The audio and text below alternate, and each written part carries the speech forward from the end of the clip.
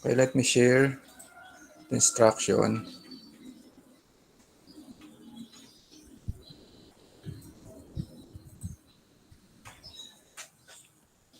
Okay, do you hear me? Narinig ako? Opo, sir. Opo, sir. Nakikita nyo itong activity 1 in Word? Kita nyo? Opo, sir. Ha? May nakikita? Yes po, sir. Kita po. Okay, so I will just explain what you're going to do after we leave the online session. You can start this since andyan kayong lahat because you need to talk among yourselves what to do. This is an individual activity, no? So first instruction is answer the following questions comprehensively. Use facts and figures to support your answer. Data sources must be stated. Answers with no supporting data shall not be considered. So ito yung question dito. And first, you need to select one specific Philippine agricultural commodity. Either it is crop, livestock, root crops. Sample natin dito is Robusta coffee. When choosing a specific commodity, kinakailangang specific talaga. Meaning, kung coffee, i-state nyo kung anong variety. Huwag basta coffee lang. Kasi there are at least 4 or 5 known coffee varieties, Robusta, Excelsa, Arabica, etc. So, kinakailangan specific kasi specific type of coffee has different practices. Like yung Arabica is only grown dun sa higher elevation like Benguet.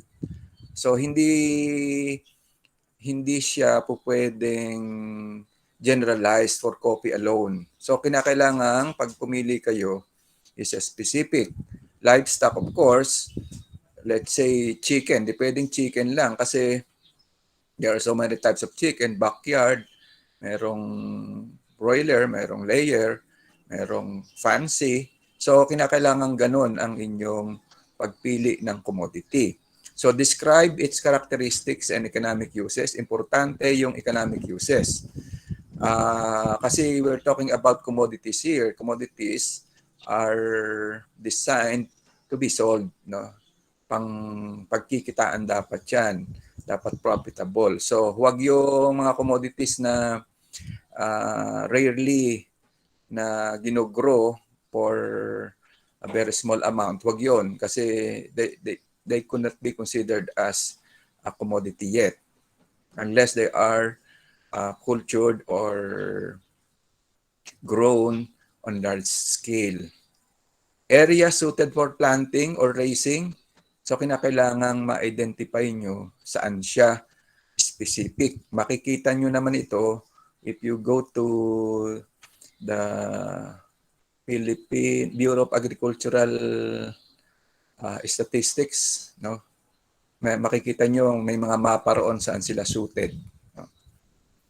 Then, what is the annual production? We're talking about the national, then more specific is the provincial. Dito sa Cavite, makakakita kayo doon sa ating mga government websites ng annual production. So, doon nyo na hanapin kasi yun talaga ang nagre-record noon. Merong at least ang latest is probably 20, baka first quarter ng 2021. Kung ano makita nyo latest, pero I would not accept yung mga taong more than 5 years ago. Laging updated ang Bureau of Agricultural Statistics. Then prices. You need to look for the prices nito. Ang prices ay specify niya kung ito'y retail or wholesale or farm or yung farm price, no?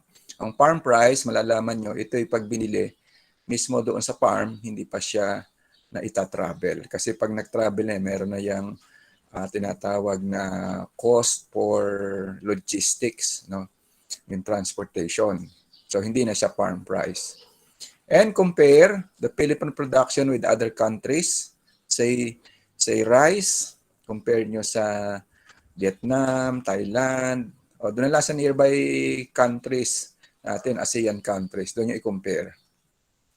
Kasi yun yung pantay-pantay ang ating klima dyan at saka kultura. Yan ang pinakamagandang. Huwag nating i-compare with US or other countries. But dito na lang natin i-compare sa ASEAN countries. Then number 2 question, what is the potential of this local market, in the local market? Meaning, gano'ng kalaki ang demand, ilang tonelada, buwan-buwan o taon-taon, no? And the global demand. May demand, let's say rice, hindi man tayo nagsusupply dyan ng rice, pero there is a global demand. You need to put it in there. And then number 3, what are the major challenges or problems of this enterprise? State at least 5 problems with solutions for each problem as recommended by known authorities. Kaya yung inyong isa-search na problem ay kinakailangang problem na na-cite ng ibang authorities. Nakita nyo talagang sa mga studies or reports, huwag kayong mag-create ng sarili nyong problem. Kaya baka kailangan mag-isip at sa isip nyo lang naman pala meron ng problema. Kinakailangan ito ay cited problems and solutions. Solutions, you don't have to create your own. You need to look for solution by known authorities. Kinakailangan isa-cite nyo sino ang nagsabi na ganito ang solusyon. I don't want to see answers without a quoting according to. Dapat mayroong mga ganong according to. Okay? And then, lastly, the total points 30. Nakita nyo naman dyan, 10, 10, 10, 30 points lahat dyan. This equivalent to an activity equivalent to quiz. So, you have the first quiz and then this one. So, yan yung pagkukumpitan natin ng grades. Okay? Submission would not be later than October 19, 1 week from now. And then, submit collectively. Huwag niyong i-email sa akin, magpa-flood. Hindi ko mababasa ka lahat yan. Alam ko meron na yata kayong group na Google Drive. Doon nyo isa ilagay and then make one folder. Kasi magkakalat-kalat din doon. One folder, lagay nyo activity 1. Okay? So whoever acts as admin sa group nyo, please do the favor, mag-create. Kung wala pa ng Google Drive, mag-create and then ilagay activity 1, doon muna ipapasok. Pag merong activity 2, doon din ilalagay para hindi kalat-kalat. Okay? And then lastly, please admin, kung sino man nag-a-admin sa inyo, please see to it that no two commodities are alike. Meaning, inyo munang ipalista i-admin nyo sa leader nyo, ito yung aking commodity. Kapag kayo ang naunang nagpalista, sasabihin ni admin, ay meron na. So, kinakailangan mabilis kayong magpalista ng commodity para hindi siya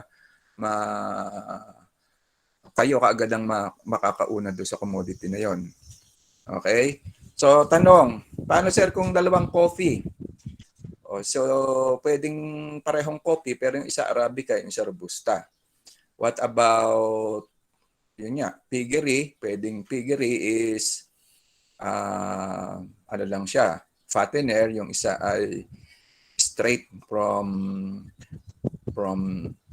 doon sa pagbiik, no? Hanggang sa growing, hanggang sa fattening. O baka may breeding pa rin. Pwede yon, depende sa inyong gusto. So, the rule here is be specific. Okay? O, anong nakita nyo magiging tanong nyo rito? So that once and for all ay masagot na natin.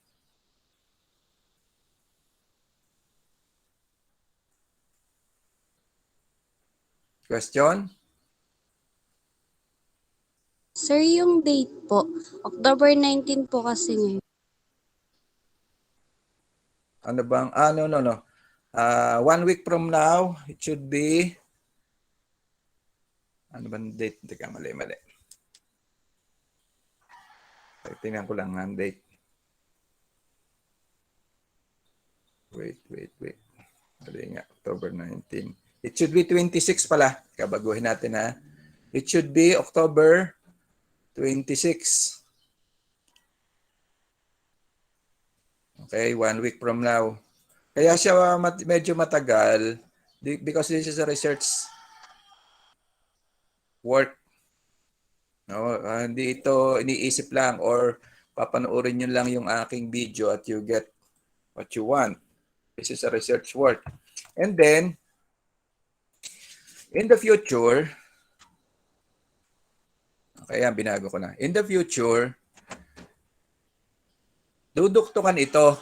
Itong inyong commodity na ito. Yung susunod nating activity would use kung anong commodity ang inyong napili. So, pag tinignan nyo kasi yung lecture ko, susunod doon, processing or inputs, processing, etc. Sunod-sunod yun. Yun din ang susunod yung iduduktong dito sa inyong napili na ito hanggang sa matapos yung ating session ay makakabuo kayo ng isang complete profile ng isang commodity hanggang marketing.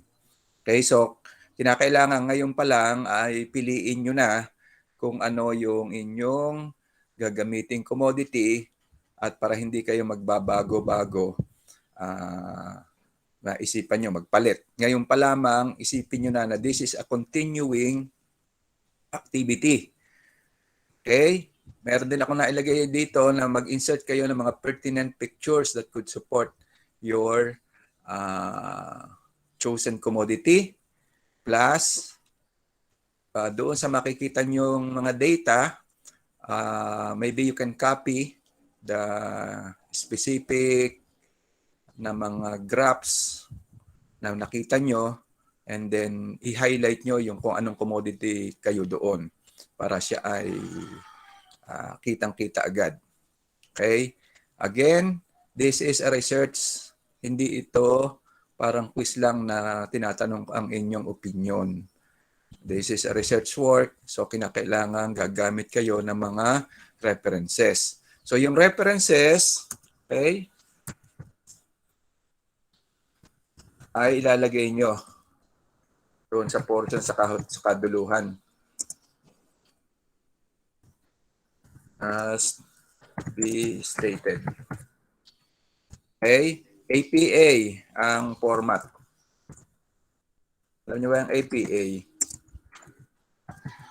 Hanapin nyo na lang ang ano niyan. Paano magawa ng citation using APA format? Itanong nyo na lamang sa Google kung paano ginagawa yan.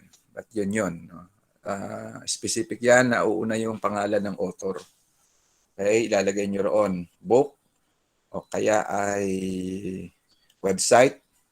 Doon sa website, ilagay nyo kung huwag yung mismong ano lang, yung kanyang parang HTTP, kundi ano yung pangalan noong kanyang title, tapos sinong nag-publish, and then saka nyo ilagay yung kanyang HTTP address.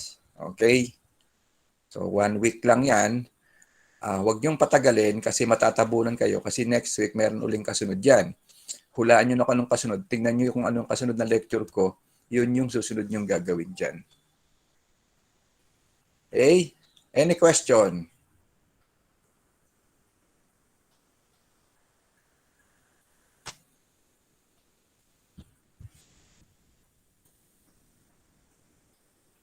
Meron pang tanong? Okay, kung wala nang tanong, You may use this platform to talk among yourselves how you're going to do it habang ano pa, andito kayong lahat. Mahirap kayo maghagilap na naman kapag nagkahiwa-hiwalay. So, use this time ng ating klase. Okay? I'll just be here. Hindi ko muna i-off itong ano natin, yung ating meeting, and pag-usapan nyo paano ipapadala, mag-deadline kayo, kailangang maipadala yung title sa admin para si admin masabi niyang meron na o wala pa. Okay, ikaw yung nauna rito. And then the deadline, estimate nyo, this is a must and kinakailangan gawin agad. Mahaba-haba ito. This is not an ordinary activity that can be finished within the day. Okay? So, iwanan ko muna kayo at I will leave the Google Meet the Google Meet open for you to talk among yourselves. Okay? Kung may tanong, ano lang, sige, call nyo lang attention ko, but I will be incognito muna.